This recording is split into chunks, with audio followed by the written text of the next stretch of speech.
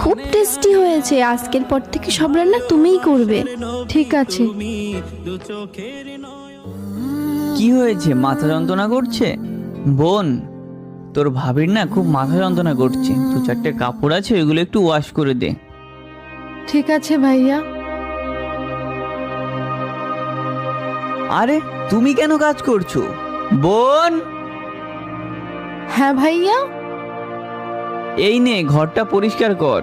ভাইয়া, হ্যালো, আমি বাড়ি যাচ্ছি। এরকম ছোটখাটো ঝগড়া তো লেগেই থাকে, তাই বলে কি আমরা আলাদা থাকবো?